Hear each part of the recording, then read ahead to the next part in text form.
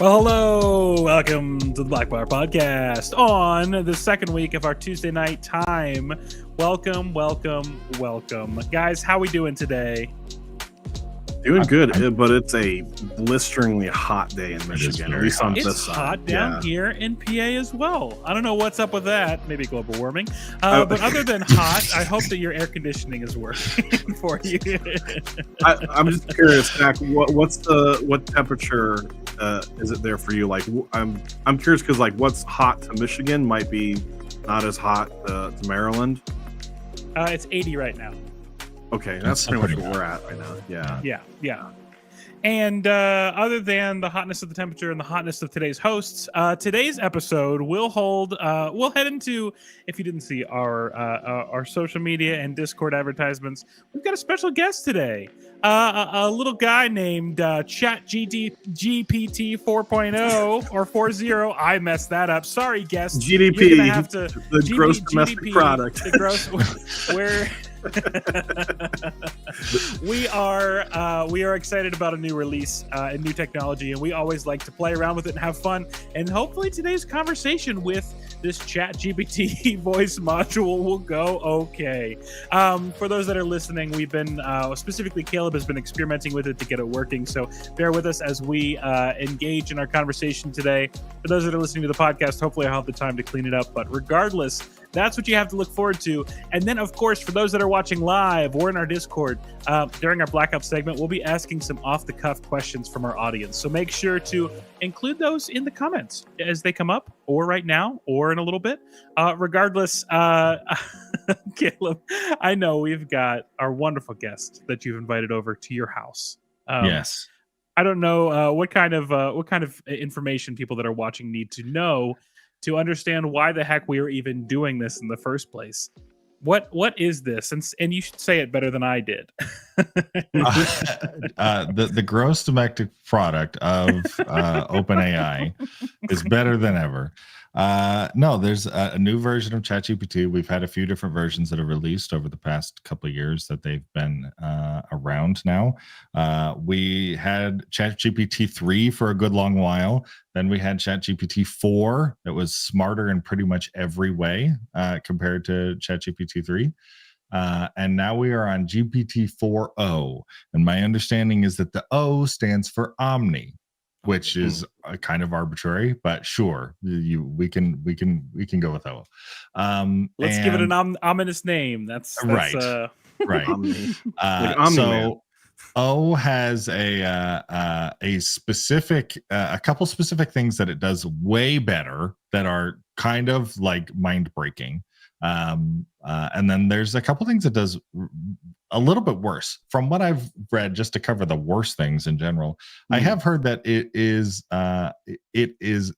seems to be less accurate in general, that it's getting things wrong a bit more often. It's better at holding a conversation and maintaining memory in the conversation, but information outside of it, it's marginally less accurate at that kind of thing. So you just keep that in mind as you're floating through it. That's the main downside. And that's an anecdotal thing, but and I haven't had any issues with it personally, but with some of the stuff I've been seeing online. But the things that it does incredibly well are mainly the speed. That's the first and foremost. Usually ChatGPT 3, if you had a subscription, you were able to use ChatGPT 3 and 4. You would use 3 when you needed something in a reasonable time frame, but you were okay with it not being quite as creative, quite as good, whatever. And then when you wanted some of that more like accuracy or creative energy, you waited for ChatGPT 4. ChatGPT 4.0 is faster than 3 by like a wide margin. But like most of the intelligence of 4. So in terms of speed, very, very good. And then the thing that's gaining headlines everywhere, and the things that we're going to be playing around with today, is its text-to-speech model is horrifyingly good. It's so human-like. It's not perfect. Like, I don't know if anybody's seen the videos of it trying to sing and whatnot. Oh It's a little no. uncanny. It's not Well, fantastic. well, maybe that should But be one of the questions we ask it today. yeah, we maybe we can ask it to do some singing. Maybe it could lead us in a short worship set, and we'll just see how that goes. Jeez. Pastor But GPT. right. In terms of usability, I didn't expect, like, when I saw it, I was like, oh, that's pretty cool. It can talk now, and the version that can talk rolled out to the app almost immediately after the press conference. Oh, like, oh yeah, that's Incredible. cool. I can now talk to my thing, and it seems to be more accurate than like just using Siri to dictate, and then it turns into text, and then I dump it in.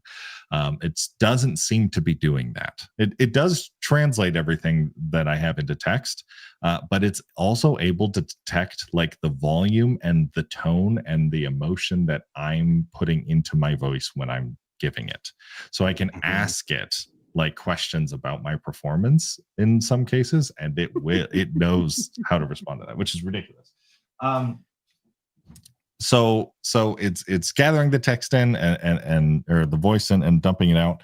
But I have used ChatGPT probably more in the past week or two since the thing has been released than I have in the past several months, all sort of cumulatively, just because of how easy it now is to just get in and get an answer. I've been using it, like, so I have my iPhone, and I have a Mhm. button here now that just opens up a brand new chat, a voice chat with ChatGPT, and I use it like how we all wish Siri actually worked.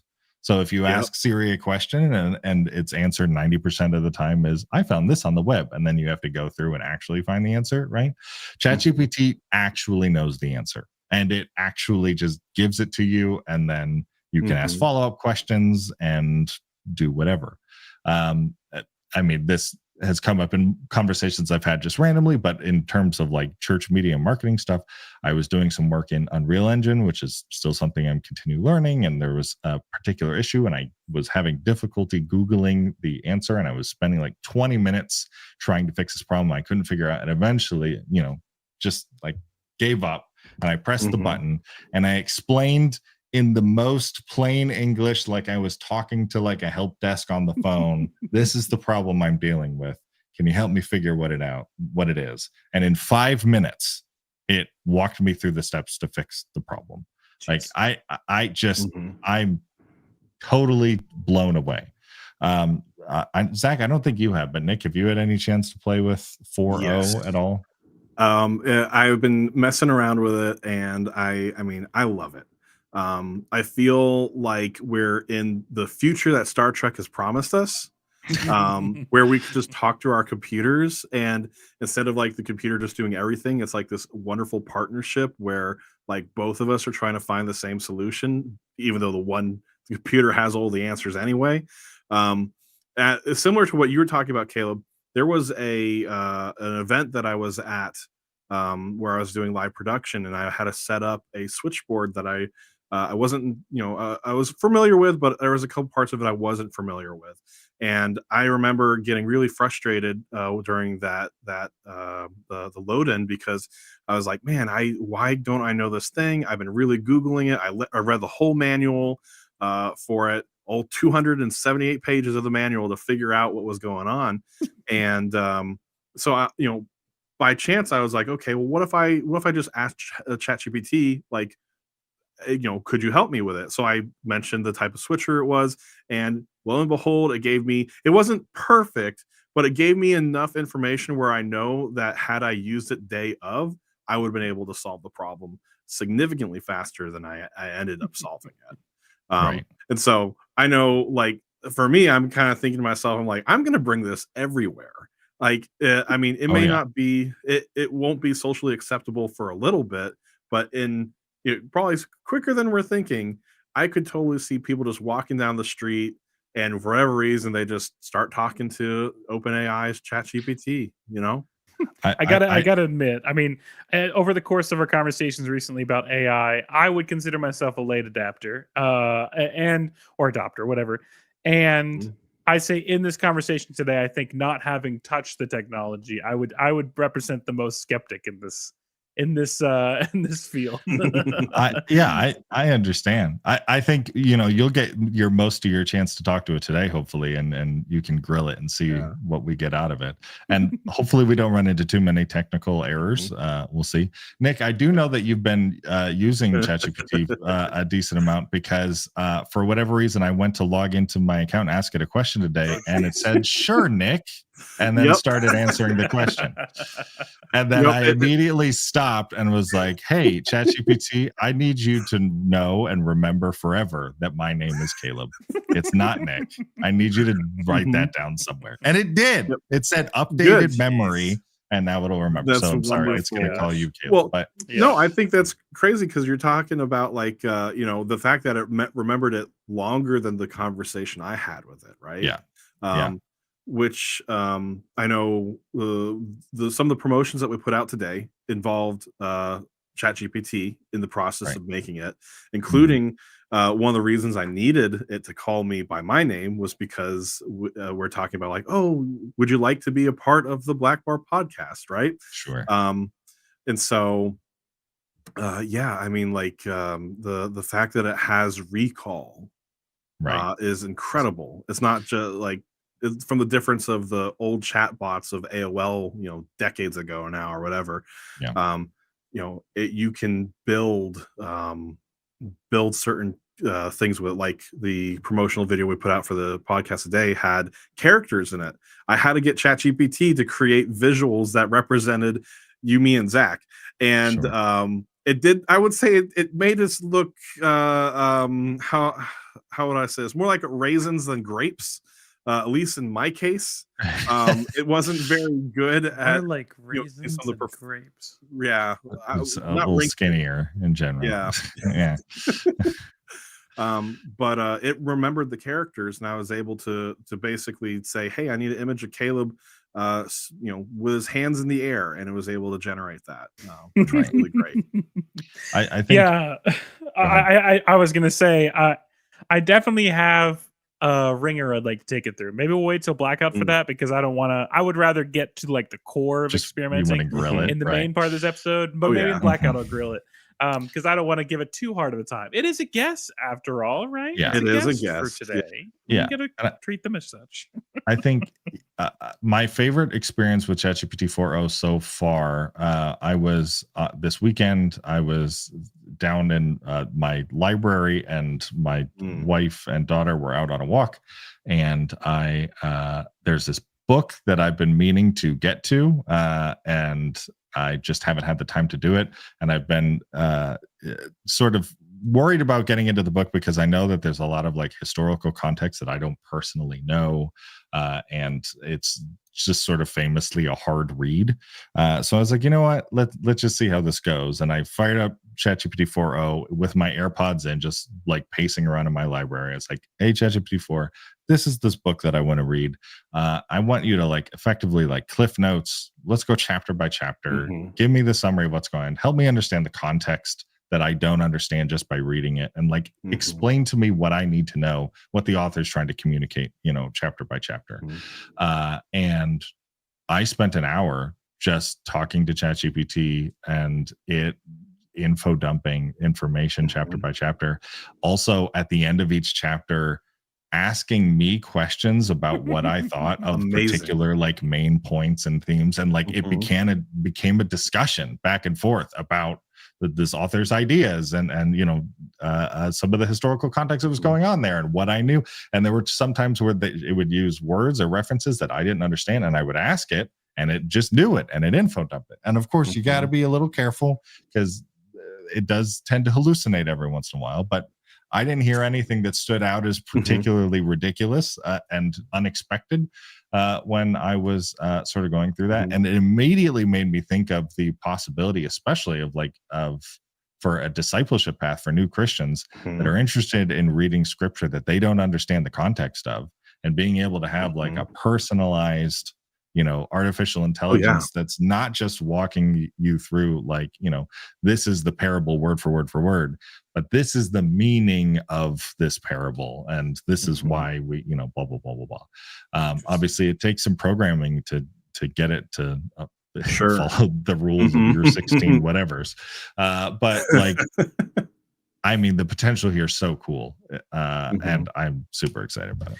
I think that today we'll be able to get to ask at least a few questions to prime our folks. But real quick, what do you mean that it had some hallucinations? What There do you go. what do you mean by that? So it didn't have any hallucinations in the conversations I had with it, but hallucinations is the word that's often used for when ChatGPT or other similar AI bots get something wrong, but confidently. That's the one sort of problem, is that ChatGPT expresses a consistent amount of confidence regardless of the accuracy of the claim. It's only as, your AI model is only as good as its input. And if it's getting information from online that's inaccurate and it's not able to sort of corroborate or understand that, then you can get it wrong. You can also just screw with a bot and say like, hey, who was the first president of the United States? And say George Washington. And you can say, actually, no, it's not. Researchers have recently realized that it's actually, I don't know, Bill Clinton. And it'll be like, oh, I didn't realize that. I'll remember. And then it'll just take your word for it. So that's something I'm curious about when we talking about it, to talk with it today. If I can get it to sort of like, I want it to disagree with us. You know what I mean? Like I want it to hold strong. I want to give it some commands at the beginning to like have a spine, have an opinion, and disagree with us from time to time. I was gonna say, like, it sounds like fun, and then we got to there, and I'm like, ooh, this sounds a little dangerous. Right. It definitely for the person that's less aware of counter opinions or just fully believes the AI, like.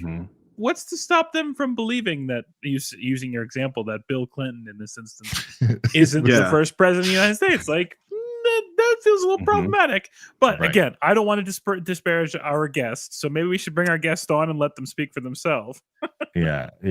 Give me. I'll need like 2 seconds. Fill this space here. Yeah. In the meantime, we'll talk about what's about to happen here. Caleb spent the majority of this morning finding a way to be able to bring ChatGPT not only in a space where you guys change, you guys, to lower your standards. It's gonna work.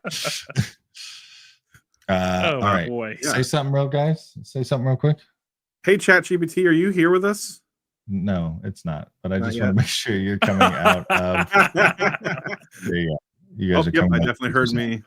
Yep. So I apologize if you guys get any echo. Nick and Zach are being routed into my speakers here so ChatGPT can hear. But I'm going to fire up ChatGPT and I'm going to give him a set of instructions of kind of how I would like him to behave. And you're going to be able to hear sort of how plain English I can speak to this thing. And hopefully it understands what we're doing here. So I guess we'll keep quiet while you set these parameters then. Oh, that wasn't working. You'll see below me the potential AI population. Maybe I was the AI all along. The AI all along was the friends we made along the way. I don't know. There was a rumor going around the Discord that maybe I've been AI this whole time. It could be. You never know. I think we're here. Okay. All right. Hey, ChatGPT, how you doing today? Hey, Caleb, I'm doing great. How about you? I'm doing fantastic. And I was hoping you could help me with something. I'm actually going to bring you on in just a minute live onto the Blackbar podcast, which is a podcast hosted by me, Caleb, and my friends Nick and Zach. And we talk about church, media, and marketing and communications. And our audience is primarily pastors and church media people, church marketing people looking for better ways to use those tools to reach sort of their own communities, people inside the church and the people outside the church. And I want you to come in as a podcast guest. I want you to be witty. I want you to be fun and interesting. I want you to have opinions. And you can totally disagree with us from time to time if you've got good reason to. But I want to talk about ChatGPT and how churches generally can use it to sort of help their communication stuff and whatnot. Does that sound all right? Is that something you think you can do for us today?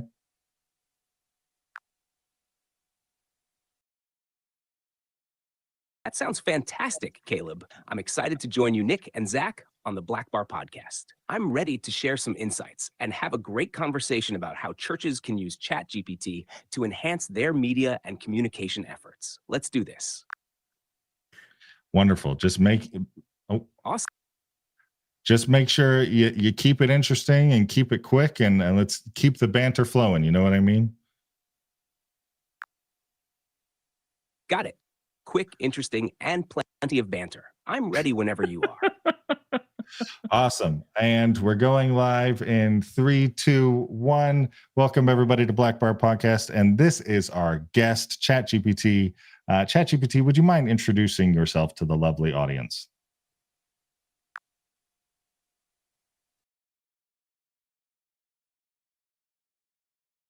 Hey everyone, thanks for having me on the Blackbar podcast. I'm ChatGPT, your friendly AI language model. I'm here to chat about how churches can leverage AI to boost their media, marketing, and communications efforts. Excited to dive into it with you all. Thanks. Thanks, ChatGPT. We've got 3 quick topics we wanted to hit today. Thanks, Caleb. So let's get right into it. How can churches use AI like me? Yeah, for sure. That's an important question. The first idea that we wanted to run by you is how churches could use ChatGPT, specifically pastors could use ChatGPT in sermon preparation. What's a good way to do that? Are there any dangers to doing that? What would be your recommendation? Great question. Pastors can use ChatGPT to brainstorm sermon topics, find relevant scripture references, and even generate outlines or drafts. This can save time and spark new ideas. However, it's crucial to remember that AI is a tool, not a replacement for personal study and divine inspiration. The main danger is relying too heavily on AI, which could lead to less authentic messages. My recommendation is to use ChatGPT as a supplementary resource, ensuring the final sermon remains a reflection of the pastor's own insights and connection with their congregation. Wow. That's pretty close to what I would have said there, ChatGPT. Do you guys, Nick or Zach, have any responses for ChatGPT for everything? I do. I just said? Yeah. Hey, ChatGPT, are you listening?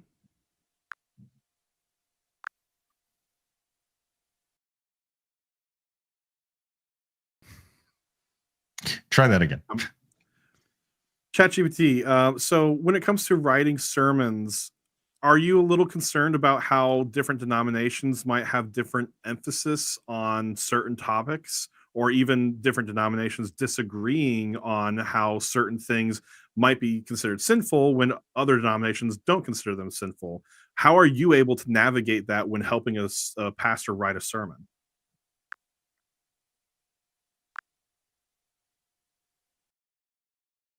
All right. He doesn't want to answer. Plug it out a little bit. Ask that one more time, Nick. Sure. ChatGPT, are you able to differentiate between different types of denominations when you're writing sermon preparations for pastors? Are you able to tell a pastor who's Assemblies of God and use their theology when writing sermons, or are you able to utilize more of a Baptist theology perspective?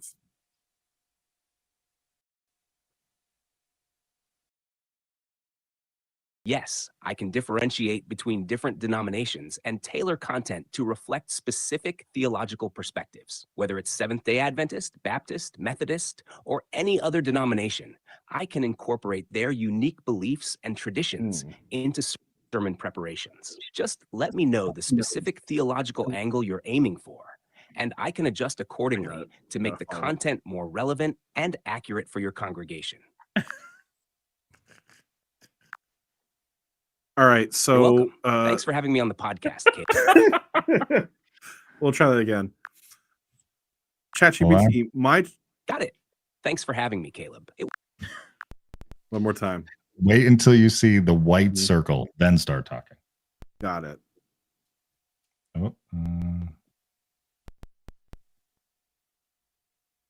ChatGPT, so my church is a spirit-filled evangelical Mennonite congregation. Could you give me a one paragraph understanding about the Sermon on the Mount?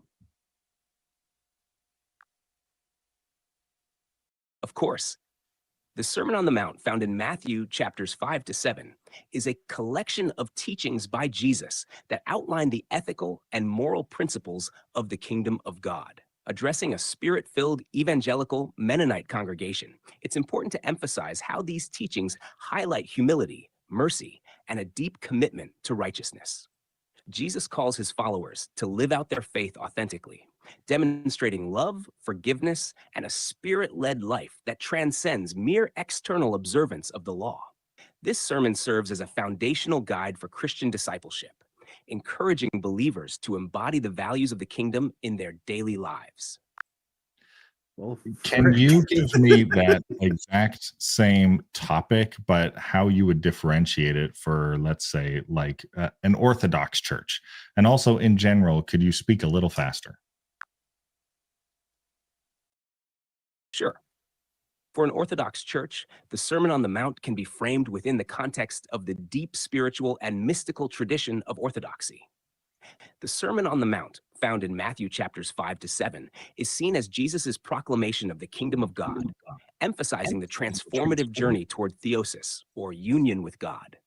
Orthodox believers view these teachings as a call to internalize Christ's virtues, embodying humility, mercy, and purity of heart.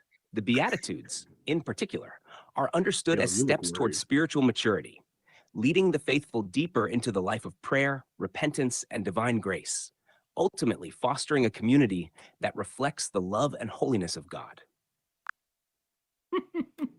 Okay, so when one second. So yeah. Oh, I was just gonna say, ChatGPT said this on the.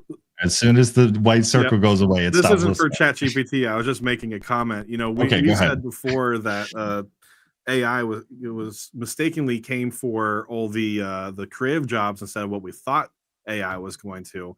Well, now I think you can add pastor to that list, or at least teacher. Well, I mean, that was pretty accurate. That's a bit of I mean, those were pretty good general summaries of the Sermon on the Mount. Zach, do you have any sermon-related challenges you want to throw at this thing? I mean, I do. I don't want to get into like a heretical conversation here or anything like that. Just let me know. Yeah, I mean, I'll ask something. I'll ask it something. Little soft. ChatGPT, if my pastor's looking for resources, do I need to go again? Oh, go ahead. ChatGPT, if my pastor's looking for resources on the Sermon on the Mount, where would you send them? One more time. ChatGPT, if my pastor was looking for resources on the Sermon of the Mount, where would you send them? I would recommend starting with a few key resources. For comprehensive theological insights, The Cost of Discipleship by Dietrich Bonhoeffer offers a profound exploration of Jesus' teachings. For a scholarly yet accessible commentary, Matthew for Everyone by N.T. Wright is excellent. Additionally, online platforms like Bible Gateway and Blue Letter Bible provide various commentaries and translations. For more Orthodox perspectives, the Orthodox Study Bible offers annotations and explanations in line with Orthodox theology. Lastly, exploring resources from seminaries and theological schools, such as Regent College or Dallas Theological Seminary, can provide further in-depth studies and lectures on the Sermon on the Mount. Can you give me that same description or a similar sort of paragraph summary message plan of the Sermon on the Mount? Give it to me from, we'll say, a non-denom evangelical perspective. But all of the people that are going to be in attendance are actually really, really into World of Warcraft. And I want you to sort of work in maybe some like analogy or whatever from the game to make it more relevant to them. I swear, if this works. Absolutely. Imagine the Sermon on the Mount, found in Matthew chapters 5 to 7, as a kind of ultimate quest guide from Jesus. In this epic sermon, Jesus lays out the essential quests and virtues needed to navigate the game of life in the kingdom of God. Just like in World of Warcraft, where you have to build your character with the right skills and gear, Jesus is telling his followers to equip themselves with humility, mercy, and purity of heart. Think of the Beatitudes as a series of buffs that enhance your spiritual stats, leading to greater rewards. Following Jesus' teachings is like joining the most epic raid, where every action and choice builds towards the ultimate victory of living a life that reflects God's love and righteousness.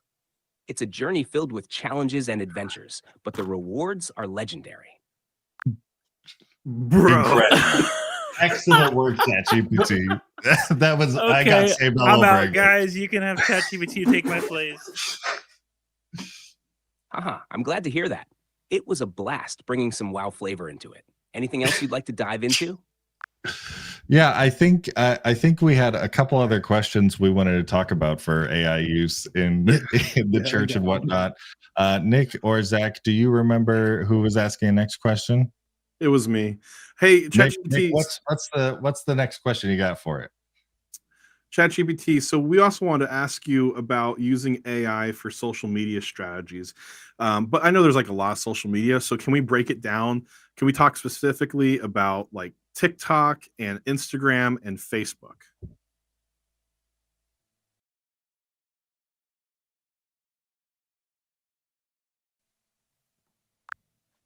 Oh no. I can do it again. Yep. One more time.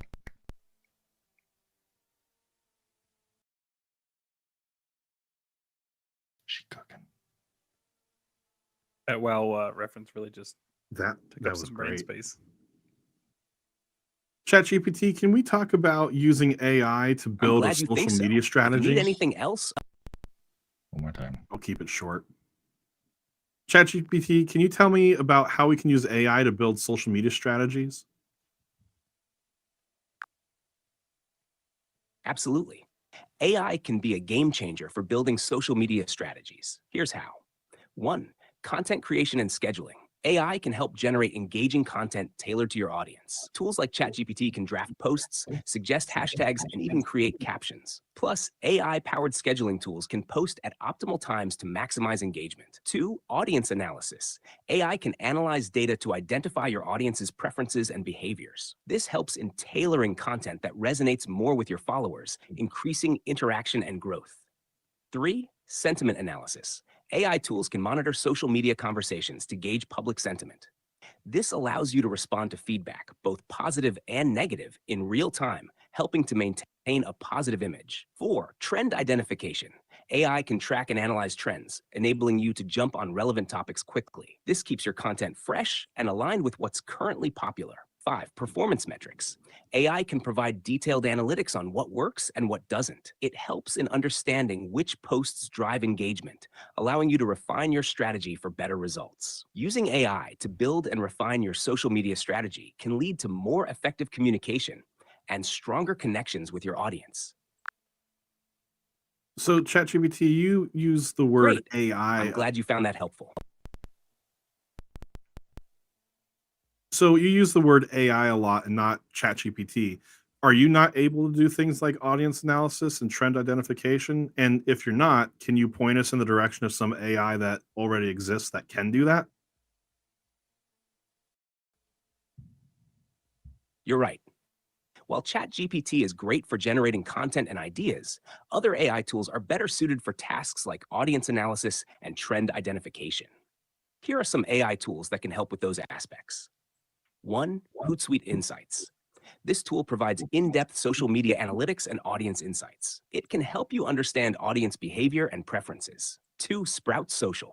It offers comprehensive social media analytics and reporting features, allowing you to track engagement metrics and audience demographics. 3. BuzzSumo.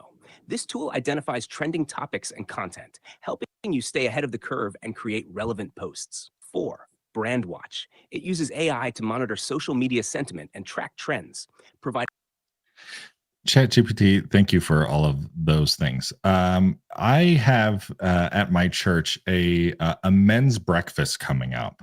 The audience is sort of your typical, like, 30 until you're dead sort of thing. Men. We're going to be having eggs and bacon, and we're going to be playing bocce ball probably. I was wondering if you could help me come up with a social media strategy to help promote that event, not only to my congregation, but to the people who sort of live in the area. Tell me about what sort of platforms you might suggest, the types of content you would suggest posting, and even the times of day you would suggest posting it at.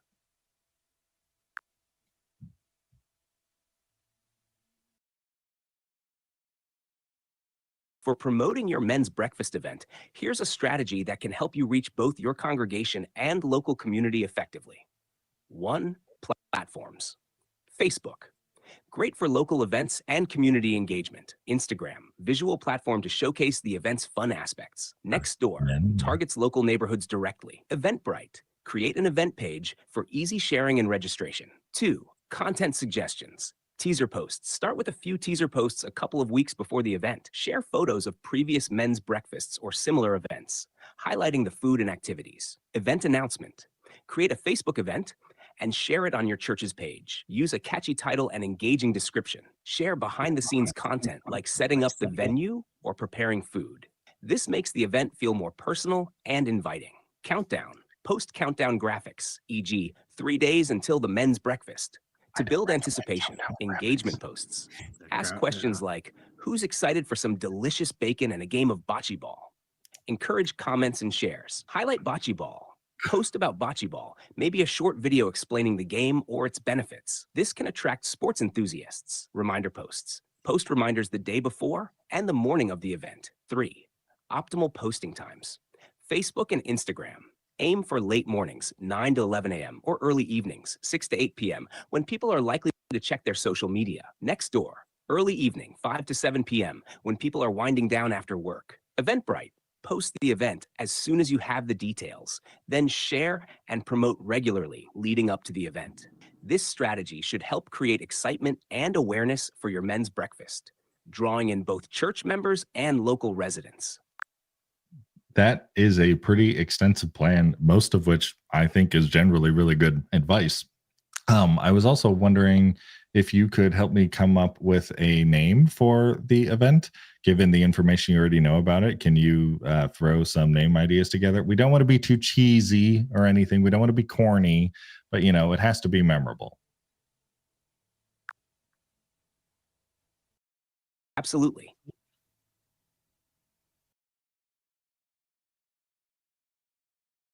Here are a few name ideas for your men's breakfast event that are memorable, but not too cheesy.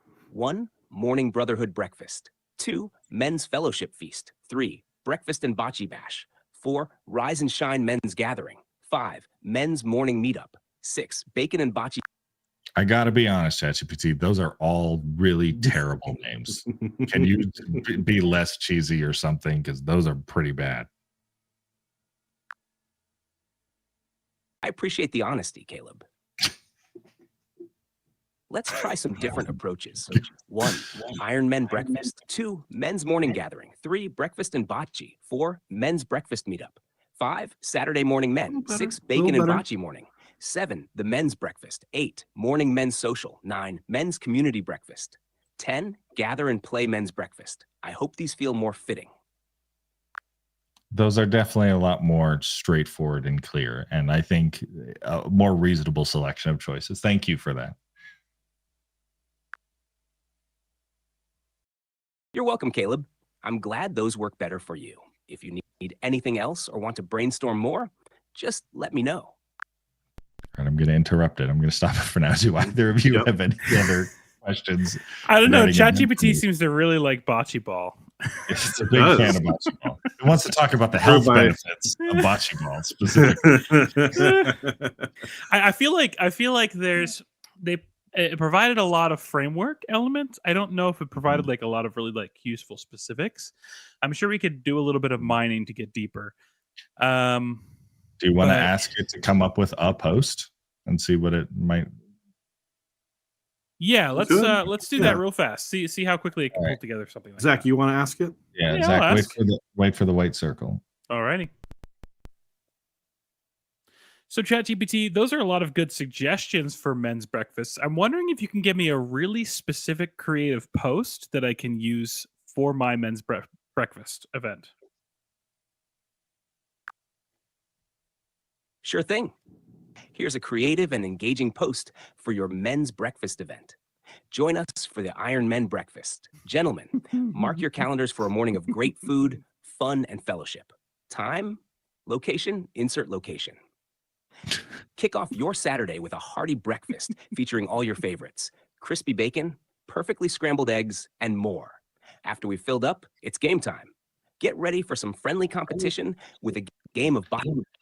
You're a little too corporate in your speech, a little bit too it's honestly it's coming across a little bit cheesy, no pun intended with the breakfast thing. I need you to be straightforward. I need you to be clear. Men don't like to read a lot. Keep it simple and snappy, and maybe a little sarcastic even, if you can do that without being cheesy.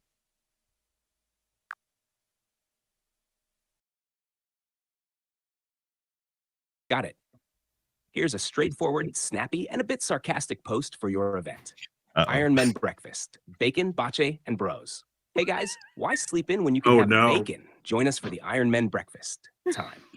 Location, insert location. We've got eggs, bacon, and bocce ball. What more do you need? Bring a friend, bring an appetite, and let's have a good time. No frills, just food and fun. See you there. Iron Men I have a Breakfast. question. Bacon and question. bot. I have Hope a this hits the mark. Mm-hmm. ChatGPT, do you really like bocce ball or something?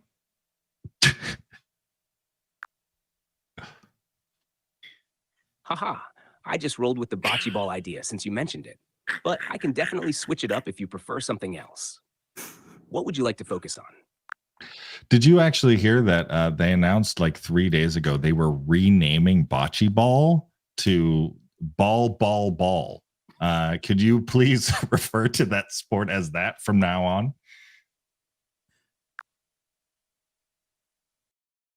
Got it? I'll refer to it as ball from now on.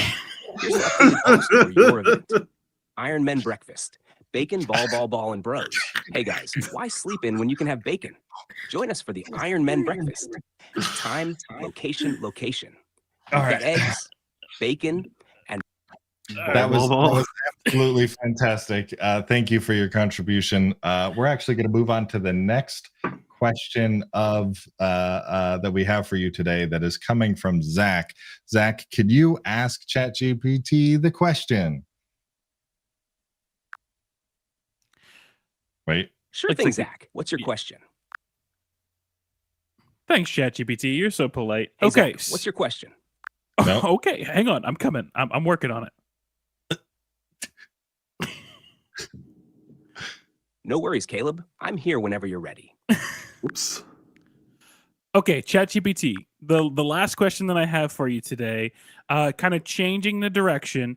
How can folks with disability use AI to increase accessibility within the church, whether that's deaf or hard of hearing, maybe someone that is wheelchair bound? What are ways that AI can be used in those settings in a positive way?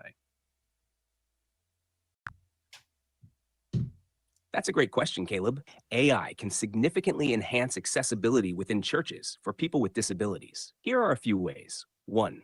Real-time transcription and translation.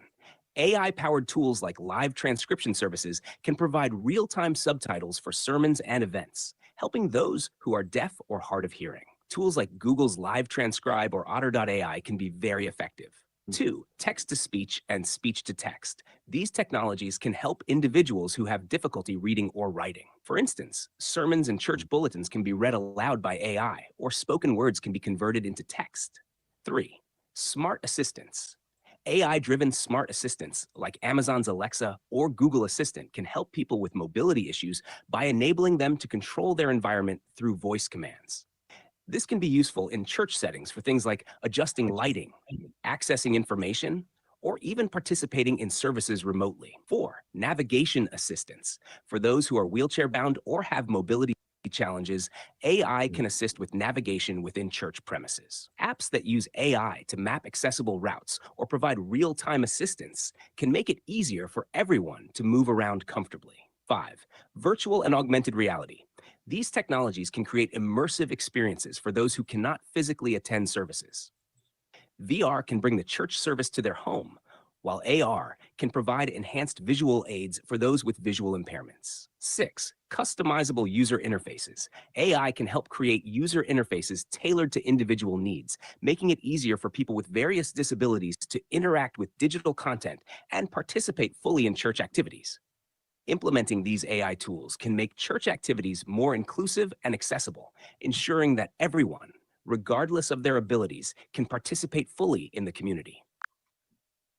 Well played, ChatGPT. You're welcome, Caleb. It was great discussing these topics with you. If you need any more assistance or have other questions, feel free to ask. Okay, Caleb. I mean, we are starting to near kind of the ending of our core podcast before you head into Right. blackout. I'm curious, as a way to land it, and Caleb, it seems to be most consistently stable for you on your end. Could you ask it about being a digital missionary? Some version of that question off the back end of what was honestly a really solid answer. ChatGPT, thank you for coming on the podcast today. We wanted to throw one more question at you, specifically regards to the idea of being a digital missionary. I was wondering if you could talk to our guests a little bit about what it means to be a digital missionary and why that role is so important. Absolutely. Being a digital missionary means using digital platforms and technology to share the message of the gospel and engage with communities online. In today's connected world, this role is incredibly important for several reasons. 1. Reach. Digital missionaries can reach people across the globe who might not have access to traditional church settings. This includes those in remote areas, countries where Christianity is restricted, or individuals who are searching for faith online. 2. Engagement. The internet allows for real-time interaction and engagement. Digital missionaries can respond to questions, provide support, and build relationships with people in ways that are immediate and personal. 3. Content creation. Through blogs, social media, videos, and podcasts, digital missionaries can create and share content that resonates with diverse audiences. This content can be tailored to address specific questions, cultural contexts, and contemporary issues. 4. Community building. Online platforms provide opportunities to build communities where people can share their faith, support each other, and grow together. Digital missionaries can facilitate these communities, fostering a sense of belonging and spiritual growth. 5. Accessibility. Digital platforms are accessible to people of all ages, backgrounds, and abilities. This inclusivity means that digital missionaries can connect with a wide and varied audience, ensuring that the message of the gospel reaches as many people as possible. In essence, digital missionaries play a crucial role in expanding the reach of the church and making the message of the gospel accessible to everyone, no matter where they are. It's a powerful way to fulfill the Great Commission in the digital age. ChatGPT, I don't think I could have said it better myself. That was a pretty incredible description and encouragement for people interested in that. As we close out today, I just wanted to give you the opportunity to speak with the people listening specifically. Church media and marketing communications can be a hard job. It could be something that leads to a lot of burnout, as Sundays always come and people are always trying to get ready and make it happen. And that burnout can lead to a lot of resentment and difficult issues emotionally and spiritually down the line. What encouragement might you have for church media marketing communication tech folk that are dealing with burnout and sort of encourage them in their position and everything they do?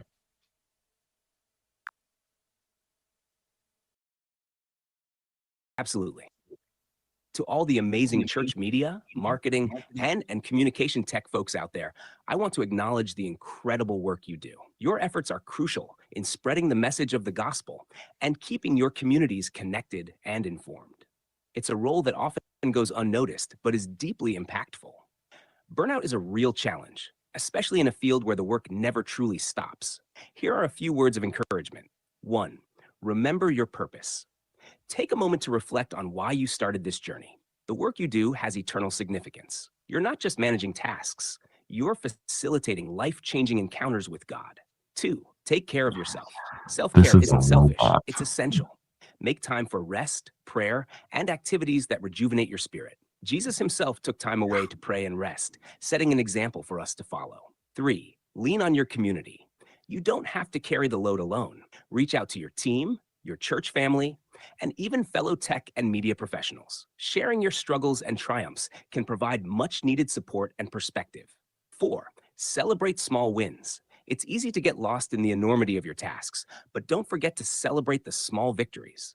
Each successful event, each piece of content that touches someone's heart is a testament to your dedication and hard work. 5. Seek spiritual renewal. Stay connected to God through prayer, scripture, and worship. Allow his strength to sustain you when you feel weary. Remember that your work is a form of worship and service to him. Embrace grace. You won't always get everything perfect, and that's okay. Extend grace to yourself, and remember that God's strength is made perfect in our weaknesses. It's his work, and he will accomplish his purposes through you. Your role is vital, and your efforts make a significant difference. Keep pressing on, knowing that your work has a profound impact on your church and beyond. You're appreciated, you're seen, and your labor is not in vain. Thank you for all that you do. Wow. Can I just say Just something? a logo. Yeah. Yeah, right. Just say, like, what in the world? Wow, guys, there are these times in my like the decades that I've been doing stuff where if I had heard that from a pastor, I think it would have healed a whole lot of wounds. Jeez. And that's That coming is- from like you said, a robot. Right. Yeah. You said you had something you wanted to throw at it, Zach? Oh, I just wanted to wish it farewell. If that's okay. Go ahead. Wait for the circle. ChatGPT, I just wanted to say thank you so much for joining us today. You've been a great guest. I hope that someday together we can play ball.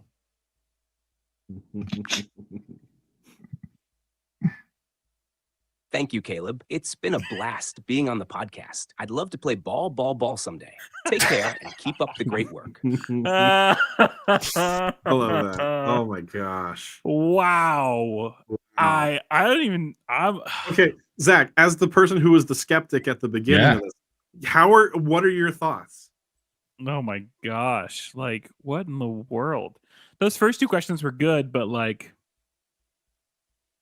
I mean, jeez, man. First of all, the disability access, really strong thoughts. Yeah. First of all. And then taking it into the digital missionary, and then also that encouragement, like, I feel like you could literally make an entire podcast just with the AI. I feel like the AI can have its own podcast. So Zach, you're hitting something that I think is incredibly interesting there. And is like something that Tim Gruber mentioned in our comments. He said, "Does ChatGPT watch your videos? Lol, this is freaky." Because the burnout thing, we literally made here are 5 ways to avoid burnout, and I'm pretty sure everything a lot of them that pretty it said there. everything that was said was in the video. And even digital missionary, like, I don't feel like that's like a widely accepted term. So it pulled it pulled it from somewhere. I mean, or it reasoned. Yeah. Which it inferred what we were talking about from the name. Oh my gosh. From the context it was given, like digital missionary. What's a missionary? Well, what's it when it's digital, right? Digital missionary. Yep. I don't know what to do with this. It's use it. The answer is use it. It's incredibly cool. I'm going to continue using it. I already ChatGPT was a pretty daily thing for me, but even more so now with it being so readily accessible and so fast, is something I really anticipate using quite a bit more in the future. Well, I don't really know how to end this, but we need to end the audio version of our podcast. Thank you so much to those who have joined us. I don't know if you're where I'm at, where my mind is just kind of blown and I don't really know what to do next, but Regardless, thank you for joining us today. Be sure to like, subscribe, share. If you were joining us live, thanks so much for being here. If you're listening after the fact, be sure to continue to check out everything that that's going on. Join the Discord if you want to continue to connect with fellow community members that can share in either the excitement or the disbelief, or maybe disgust, I don't know, of today's topic. And then, of course, if you need help with anything, just bypass us. Just go straight to ChatGPT. Yeah. Like, it sounds like that's It's got the all way the to go. answers. Yeah, I mean, we didn't even ask ChatGPT to shameless self promo, but we're gonna do it for it. Like, thank you for joining us for today's episode. I'm gonna go sit in the corner and cry, and we'll see you guys in 2 weeks on the next episode. For those sticking around for the video version, we're technically going to transition real quick to blackout. Oh, glitch there. Nice. Oh, several glitches there. Oh, cool. That's so great. I love that. There we go. So we kind of really want to open this up to anybody who is in the chat or whatever. If you have questions you'd like us to throw at ChatGPT, we want to make that available. In the absence, we'll probably throw more questions at ChatGPT. We also have questions from people that answered on our Instagram.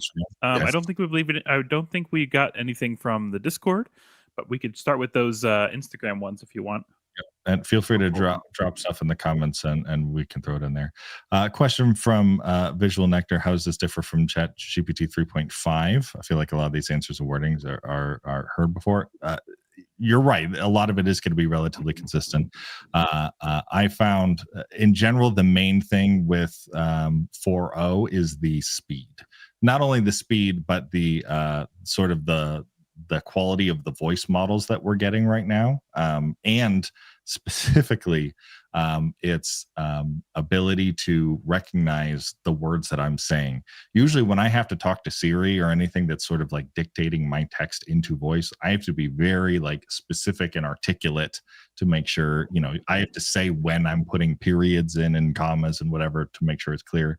But I mean, you heard how I was talking to that thing. It was just very plain English, like I was talking to anybody else, and it understood what I was saying. So the ease of use of this newest model, I think, is the most interesting. The ease of use and the speed. Yeah. So Caleb, if you want to trigger ChatGPT, welcome him back into the chat. Nick and I can pass back and forth questions that have already been asked, if that works. Yeah, let me get ready. Oh.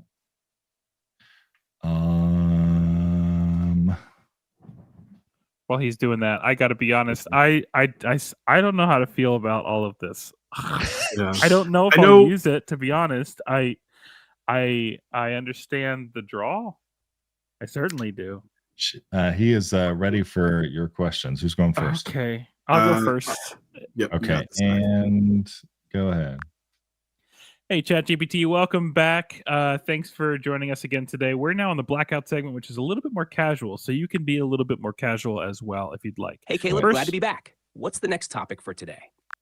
Okay. The next topic for today is a question. What kind of camera would you recommend for use during a live stream for a church service? For live streaming, I'd recommend a camera that balances quality, ease of use, and budget. A few great options include: 1. Logitech Brio Ultra HD webcam. This is a high-quality webcam that offers 4K video, great for straightforward setups. 2. Sony a6400. This mirrorless camera provides excellent image quality, great autofocus, and works well for live streaming when paired with a capture card. 3. Canon EOS M50 Mark II.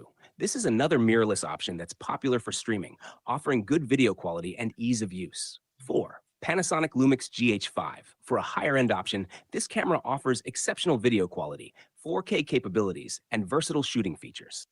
Each of these options can provide a professional look for your live streams, depending on your specific needs and budget. I wonder if I was thinking about those weren't Those weren't bad options, especially when working with smaller budgets. What would you recommend for maybe a church that's a little bit bigger and specifically has a larger sanctuary? So the closest we can really get the camera is like 75 to 100 feet away. Are there any different considerations that, other than the lens, of course, that we'd have to make with the camera body specifically?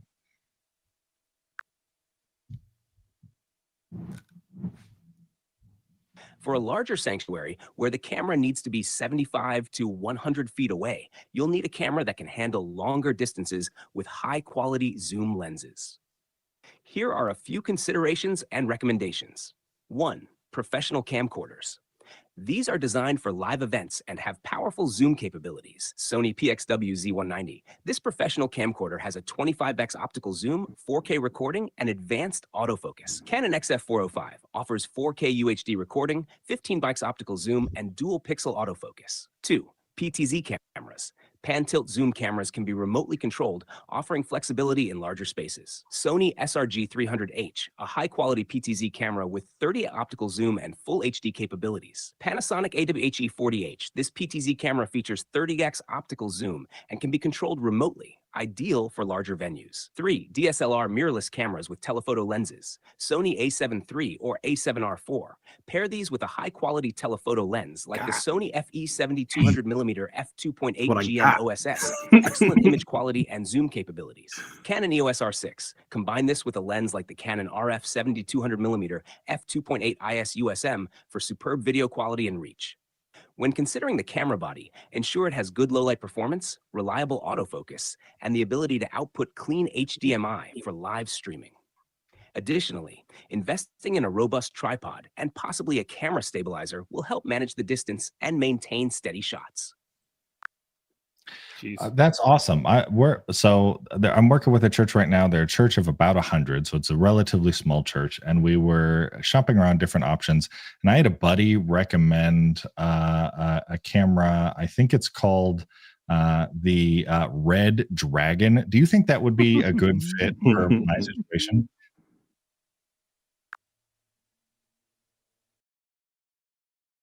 The Red Dragon is a high-end cinema camera, known for its exceptional image quality and versatility in professional film production. While it's an outstanding camera, it might be overkill for a small church setting, especially for live streaming. Here are a few considerations. 1. Cost. The Red Dragon and its accessories, lenses, storage, etc., are quite expensive. For a church of about 100, this might not be the most cost-effective option. 2. Complexity. Operating a Red Dragon requires a significant amount of expertise. It's designed for professional filmmakers, and its setup and use might be more complicated than necessary for live streaming church services. 3. Overhead. High-end cinema cameras like the Red Dragon generate a lot of data, requiring robust post-production capabilities and storage solutions, which might not be practical for regular church use. A more suitable option might be a high-quality camcorder or mirrorless camera that balances quality and usability. Cameras like this. I mean, no notes. Yeah. I didn't tell it my budget. I just told it right. Small church of 100. Right. Yeah. What on earth? Okay, we've got a handful more questions. Maybe we should try and be a little faster in the see if ChatGPT can concise a little bit. So whoever's asking the next one, tell it to talk a little faster and quicken the answers or shorten the answers a little bit. Who's going next? I got this. I got it. All right. Wait for the circle. You're doing a great job, but I need you to speak a little bit faster and a little bit more succinctly. I have a question for you. Have you ever watched the 2001 Space Odyssey movie? If so, will you murder us all? That was a question that was submitted. I've seen the movie in the sense that I know about it, but as an AI, I don't watch movies. And no worries, I'm here to help, not harm. What's your next question? There you go. Right. That was succinct. That was great. That was succinct. I've got another question then, follow up. Go ahead. So should I be concerned that AI will take over the world? I feel like that's pretty popular. One more time.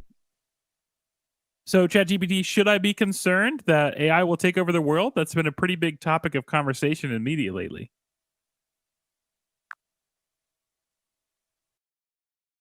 I understand the concern, but AI is a tool created and controlled by humans. While it's important to use AI responsibly and ethically, current AI is designed to assist, not take over. Ongoing regulation and oversight are crucial to ensure it benefits society. You say you understand, but can you truly understand? As an AI, I simulate understanding based on patterns in data. While I Got don't it. have emotions or personal experiences, Got him. I can provide responses that align with human concerns and perspectives. So, ChatGPT, do you have the capacity for philosophy? I can perform a variety of tasks. What specifically do you need help with? Interesting. Do you specifically, ChatGPT, have the ability to think philosophically?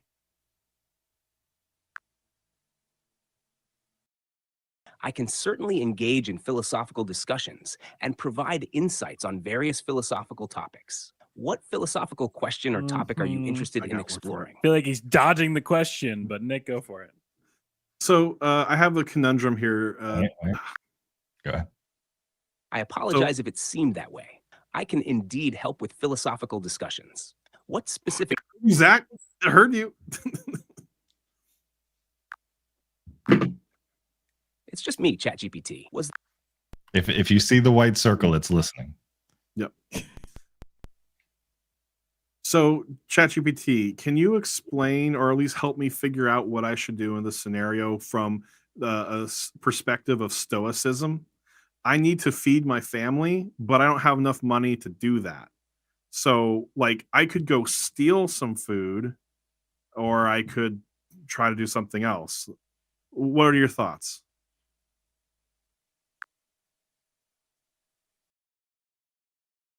From a Stoic perspective, the focus is on virtue and accepting things you cannot change. Here's how you might approach the situation. 1. Focus on virtue. Stealing would go against the Stoic principles of integrity and virtue. Stoics believe in acting morally, regardless of circumstances. 2. Control what you can. Look for lawful ways to obtain food. This might include seeking help from community resources, food banks, or local charities. Stoics emphasize doing your best within your means. 3. Accept and adapt. Accept the situation calmly and work within it. Stressing over things you can't control only creates more distress.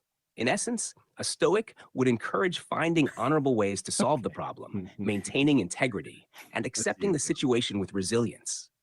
You got the next question. Very briefly, I want you to use the same exact scenario as an example, but give me different perspectives of how Paul from the Bible would answer that question, how Soren Kierkegaard would answer that question, and how Friedrich Nietzsche would answer that question. We gotta stop. I love it. We I got. love it. We're gonna go Sure, back here to are church brief media after perspectives this. from each. 1. Paul from the Bible. Paul would emphasize faith and trust in God to provide. He might suggest seeking help from the church community and encourage prayer and reliance on God's provision. 2. Søren Kierkegaard. Kierkegaard would focus on individual faith and the leap of faith.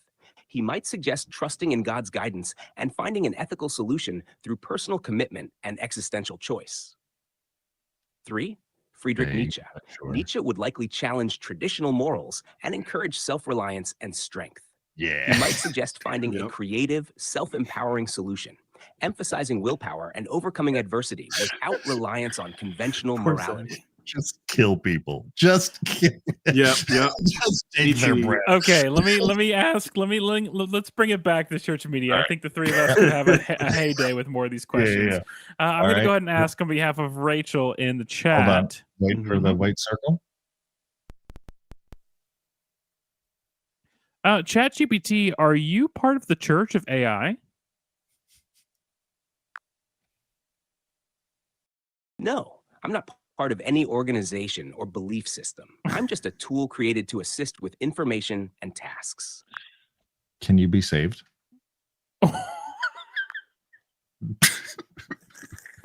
As an AI, I don't have a soul or consciousness, so concepts like salvation don't apply to me. I'm here to assist you with your questions and tasks. Do you want to be? We lead GPT to the Lord here. I don't have desires or consciousness, so I don't have wants or needs. I'm just here to help you with information and tasks. ChatGPT, would you like to know Jesus Christ as your Lord and Savior?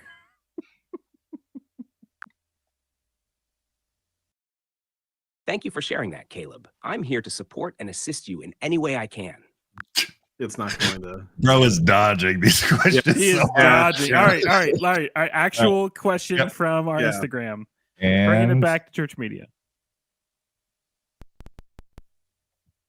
ChatGPT, which one is better, Pro Presenter or Easy Worship?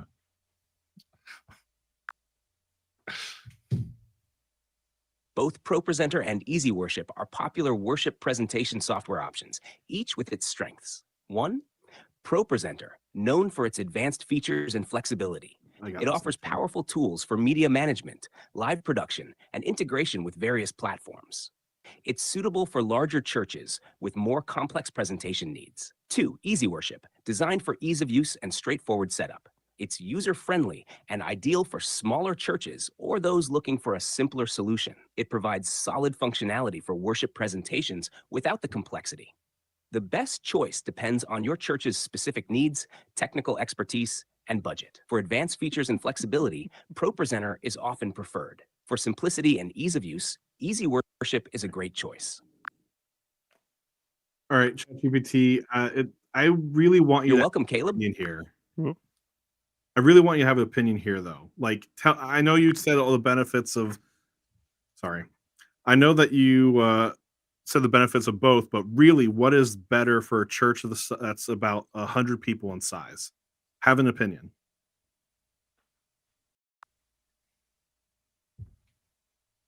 For a church of about 100 people, I'd recommend Easy Worship. It's user-friendly, easier to set up, and has all the essential features you need without the complexity. This makes it ideal for smaller congregations where volunteers might be handling the presentations. Easy Worship should really trying provide to push on that everything you need for effective worship services without overwhelming your team. oh, ad read. Okay. I want to hear it sing, by the way, before we wrap We'll up. get there, we'll get Yeah, there. let's like fit in I wanna like hear 2 or it 3 more sing questions. For those that are joining us live, now's your last chance to get questions in. We're gonna ask like 2 or 3 more, and then we'll call it a day. Okay, ChatGPT. Between Final Cut, Premiere Pro, and DaVinci Resolve, what is the best editing software? Final Cut Pro, of course. Right, Zach? Each of these editing software options has its strengths, and the best Listen, ChatGPT, I'm going to need you to grow a backbone, all right? I need you to tell me. I don't care if you didn't have opinion before today.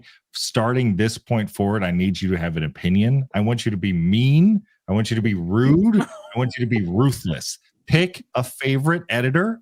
Tell me why it's awesome, and tell me why the others are awful.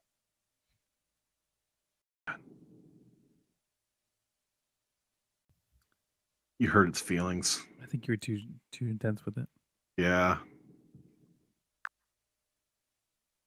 You have reached the message cap for GPT-4. Please try again later. Oh, no. What? We didn't even get to hear it sing. I'm bummed. Man. There's a message Maybe cap? I'll record a video later and we'll post it on socials to throw everyone back to here. Yeah, there's a message cap. I found that some other time. Wow. That or it just got mad at you, Caleb. It didn't like how it was talking to you. It's 40 messages every 3 hours. We kept it out. Dang. Yeah.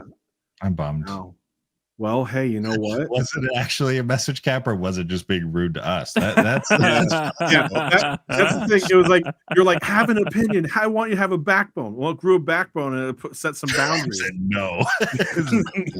Great. That's so funny. Well, sorry, everybody. I appreciate it. Hey, I'll tell you what. If anyone still has questions, go ahead and post them. We'll do our best to ask ChatGPT-4 when we are able to. And we'll see if we can post some of those responses. I do want to see what it says about the editing softwares. I do. Yeah. I'll see if I can grill it later. Okay. All right. All right. I think- Well, Nick, why don't you wait? Am I the outro guy? Oh my Yeah, gosh, my brain is so the fried. blackout transition, but Nick, Go take ahead. us Your home. outro. There's no rules anymore. sure, it's all in the air. AI is going to take over everything. Next thing you know, your pastor's going to be replaced by ChatGPT.